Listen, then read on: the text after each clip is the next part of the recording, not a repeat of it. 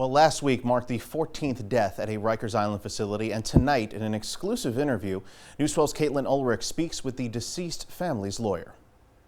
A few days ago, following Kevin Bryan's death, I got in touch with his mother. She asked to call me back, but her lawyer called instead. Okay, so what do we know so far?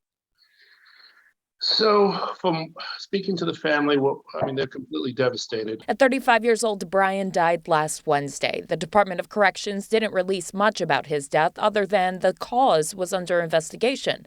But a spokesperson at the Correction Officers Benevolent Association confirmed it was suicide. The family lawyer says Bryan was dealing with drug dependency. So this is someone who worked at Chase Bank, who worked with the church for 15 years. For 15 years, he worked with the church in an outreach program. This is someone who was a good person who tried to give back to the community and help people. So this is not someone who would acclimate well to being incarcerated. The COPA spokesperson confirmed that Bryan locked himself in a staff bathroom and hung himself. A CO was allegedly attempting to call for backup when it happened because they were all alone. The spokesperson says that the CO was the only officer staffed in the area. They confirmed that Bryan was being monitored by the CO inside an officer's station because he was being, quote, bullied by other inmates. He was being assaulted, attacked, tortured.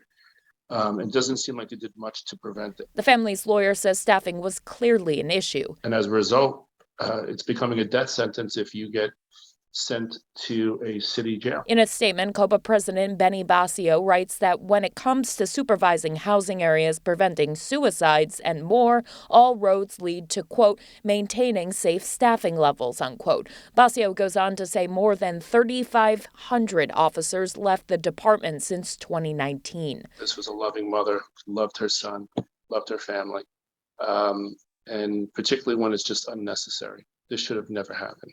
The family is planning to conduct its own investigation and bring action against the city. I reached out to the Department of Corrections about the claims that only one officer was staffed at the time. A spokesperson said, quote, the city will review the notice of claim, unquote. For News 12, Caitlin Ulrich.